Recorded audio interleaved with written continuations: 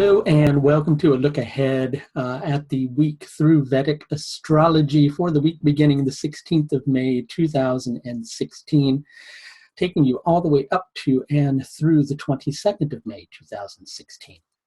I want to focus this week on the full moon, which will be on the 21st of May at about 10:15 in the UK.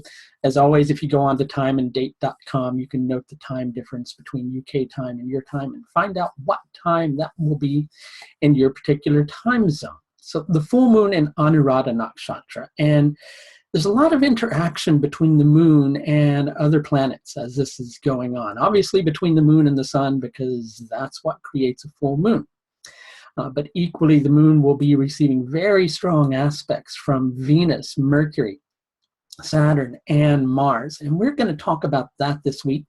What's likely happening in your life, all of our lives as a result, and see if we can come to an understanding about what this energy is all about. So first of all, it might be a good place to start with Anuradha Nakshatra, right? One of the things that I'd like to say to people about Anuradha Nakshatra in order to help them to have like an overall understanding of what this nakshatra is all about. Well, first, let's talk about what the nakshatras are about, right? Because you hear me talking about them every week, but you may not even know what the nakshatras are about. We can think of the nakshatras as the powers given by the universe, God, whatever it is you want to call it, however you relate to that, if you even do relate to it, or we can just say it's the powers given to us, right, that are there to grow our consciousness, to grow different aspects of our consciousness, dependent upon which planet is placed in that nakshatra, or which mathematical point is placed in that nakshatra, because you can also use it with house cusps too, with quite a lot of success.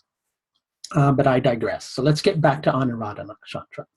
Anuradha Nakshatra helps us to have the right relationship to something. It helps us to have the right understanding of something. Quite often it takes us through a lot of processes that are connected with that. So we're going to talk a little bit about what's underneath the surface of this particular nakshatra, right? What makes it tick? Well, first, there are these things in Vedic philosophy that are called gunas, right? They're kind of like the energies of creation. That's not really doing them justice though, right? But just to give you a very simplistic idea. You've got Rajasic energy. Rajasic energy, that's that energy that arises in each of us when we think that we are the doer, right? But it's also that active element of nature itself, active. You know, it's always active. There's always movement that's associated. It's always doing. Then you've got Tamasic energy. Tamasic energy is very dense, heavy. You can think of it as the energy of darkness, but it's a very necessary energy. So it's not always, evil or, wrong or something bad, right? It usually does represent, usually when we're using Tamasic energy, we're using Tamasic energy because we're trying to get out of misery or trying to get away from a problem that we're dealing with. So we're trying to push really hard, right? Sometimes that's helpful energy. Sometimes that's energy that creates more problems, right? So we can think of it as a very dense, heavy energy. And then we have Sattvic energy. Sattvic energy is very balanced. It's always, looking for the things that are going to inspire and uplift it. You can think of it as a very aware type energy, right? So basically, everything in creation is composed of interactions by these particular energies. Same goes with the nakshatras, right? When we have Anuradha Nakshatra, what we've got is an energy that's a blend of Tamasic, Sattvic, and Tamasic energy. It's Tamasic at the foundation, at the very basis. It's a Tamasic energy that on one level is going to go, I need to get out of this, this misery that I'm in, or this difficulty that I'm facing, right? It builds upon that energy with Sattvic energy. Because of that, it has an awakening or an awareness that opens it up so that it's able to see more clearly. We're going to talk about this a little more in depth, right? And then what it does is at the top layer, it acts with further tamasic energy to try to pull itself out of the difficulty that it's dealing with, right? So it's tamasic, sattvic, and tamasic. Equally, each of the nakshatras has a motivation, a reason that it's doing what it's doing. With Anuradha Nakshatra, that's dharma, wanting to do the right thing, right? So with Anuradha Nakshatra, the person's wanting to find the right answer, wanting to take the right action. That right action is founded upon right judgment or right understanding, which is basically the same thing as right relationship. So what we've got is the moon, which is a very sattvic planet. The moon just reflects. It reflects the light of the sun. The moon is our consciousness, right? The sun is the Atman, the soul of everything, but equally part of our soul is a part of that soul of everything. So the sun equally relates to our soul, right? So the moon is using its consciousness to try to connect to the Atman or the soul, right? That's what the moon does. It reflects. The sun is also sattvic. So both of these planets are sattvic energies. So of course, with this full moon energy, they're on one level, there's very powerful, very strong sattvic energy that's going to be having an awareness, that's going to be having an awakening. We need to take a little bit of a deeper look at this too, though, right? Because equally, this moon is influenced by conjunctions to both Saturn and Mars. Saturn and Mars are two problematic planets, right? They're tamasic. So they're showing what we need to focus on, giving us the passion through Mars to pull ourselves out of a situation, to really take a deep, penetrating look at it. And Saturn's going to give us the discipline to rise above it. We're going to explore these a little more deeply too. Then we have Venus and Mercury, two Rajasic planets that are equally influencing the moon, giving it a little bit of, well, on one level, probably a little bit of unease, right? That's making it want to do something with this. So you put all that together, and what have you got? You've got, on one level, a problem that you've been taking a look at for a good amount of time. And this week, there's a very big desire building within you to take action, right? And you're ready to take action because you're coming to a space where you've developed a right understanding. You're ready to explore all those options and opportunities that are opening up to you because you really have a good understanding of the situation that you're dealing with, right? So let's take a look at each of these components that's influencing the moon. That's also something that will be very helpful for us to do in regards to this particular situation. We've got the sun. What is a full moon? For those of you who don't know, I assume most of you do know, but for those of you who don't know, a full moon is an opposition between the sun and the moon. It's when they are directly opposite each other in the sky. Well, the sun is going to be in Kritika Nakshatra. Kritika Nakshatra is a very purifying energy. And over the course of the week previous to this particular point, there's been a lot of difficult truths. And so we're talking about previous to the 21st, so difficult truths that you as an individual may have been needing to take a look at, right? And from that, you're having this very big desire to be free from it, right? But you're not really sure if you're ready.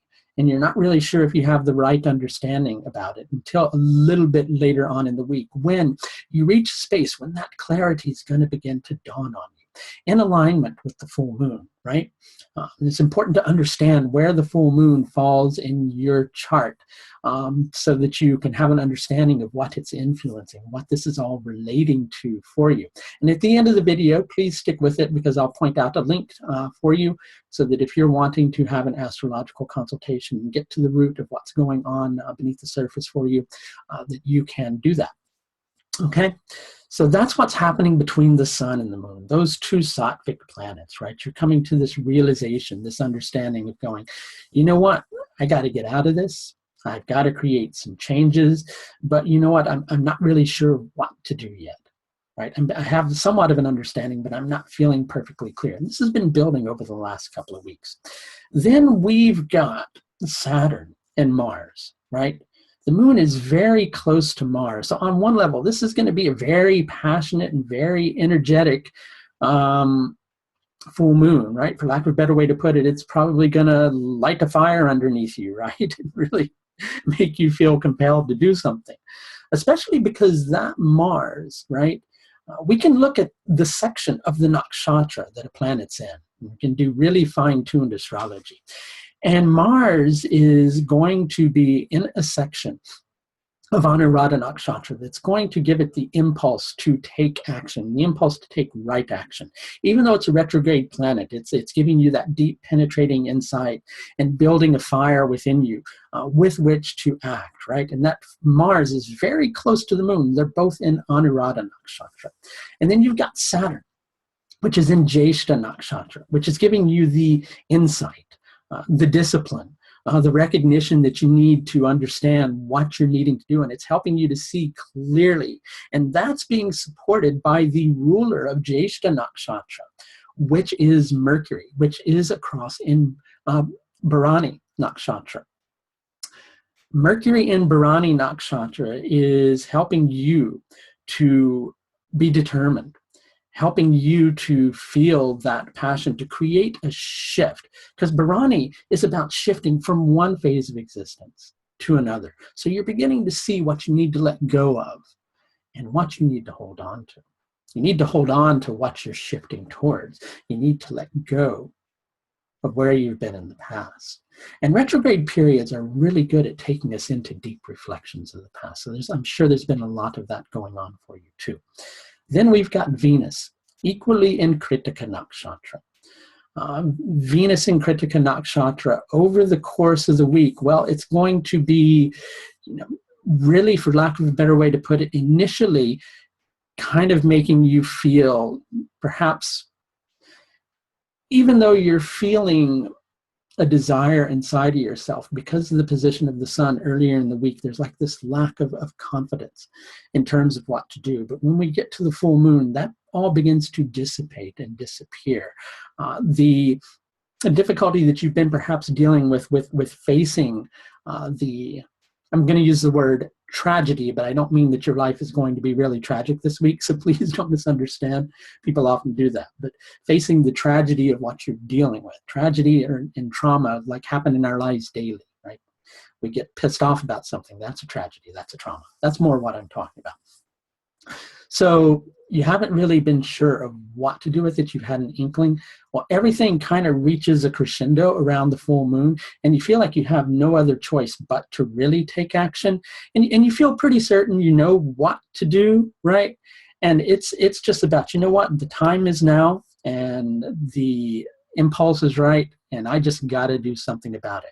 And I want to go a little more deeply, for you, because I want you to have a very deep understanding of Anuradha Nakshatra so that you get a clear picture. Anuradha Nakshatra is associated with Mitra.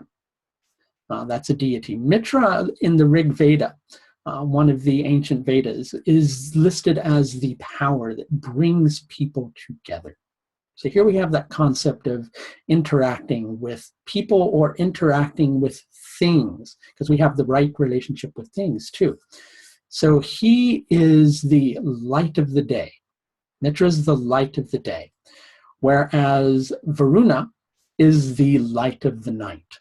And these two deities are worshipped side by side, right? So it's through the process of both the light and the dark, those things that are seemingly opposite, that we begin to discover our potential, or we begin to discover a potential. We discover what is the right thing to do. We discover our dharma, and we learn about right relationship, and we learn about right action. Planets placed in Anuradha Nakshatra are going to have a process that's associated with that. Now, in the Atharva Veda, basically, it actually comes out verbatim and says that Mitra is the god that uncovers in the morning what Varuna conceals during the night. Interestingly enough, if you know a little bit about Shatabishak Nakshatra is associated with Varuna. And Shatabishak Nakshatra has a tendency to cloud things over. There's nothing in Shatabishak Nakshatra this week. I'm just making a point. Shatabishak Nakshatra clouds things over, kind of takes us on a journey so that we have a realization, so that then Mitra steps in and unveils things, makes them clearer for us, right? And we also have to think about what Anuradha actually means. Anuradha means another Radha. That's one interpretation of it. Radha was the devotee of Krishna who had like unwavering, strong, pining, deep devotion for Krishna, which actually the recognition was that even though she felt this separation from Krishna, her and Krishna were never indeed separate from each other. They were always one. So what begins to happen, what began to happen, I should say, with Radha, due to that devotion, is, it began to, she felt like fragmented from Krishna, and that built the desire even more. To have that awareness, to move all those things out of the way that were blocking the clarity of being in that supreme consciousness, being united with Krishna. So it is with each of us that processes related to Anuradha, they kind of awaken this deep psychological urge within us in order to get everything out of the way, to do the right thing, to clear all the stuff out of the way that's creating the problem right now. And that's where you're at. There's been some things that have been problematic over the last couple of weeks. You've gotten to the root of the problem, finally, gotten to the root of the problem. And it's becoming clear that now is the time to take action. And you now know the right thing to do. So it's a very powerful week, as full moon weeks often are, right? So you're going to be exploring things. You're going to still be, on a certain level, I'm going to use the word going into the darkness. What do I mean by that? Becoming introspective, really exploring yourself, really looking at all the things that, maybe you've been kind of putting them on the back burner. Well, now it's time to deal with them. And now it's time to begin to take those steps and to take those actions that begin to create the shift. So just a reminder, if you could use a little bit of help with your particular situation, I do offer a vast range of astrological services, which are available at the link, which is either on this side or that side. Well, you tell you what, I'll put it on this side this time, okay? That link will take you to my astrological services page where you can schedule an astrological consultation with me. That's going to do it for the look ahead at the week through Vedic astrology for the week beginning the 16th of May, 2016. Until next week, please take the very best care of yourself. Bye now.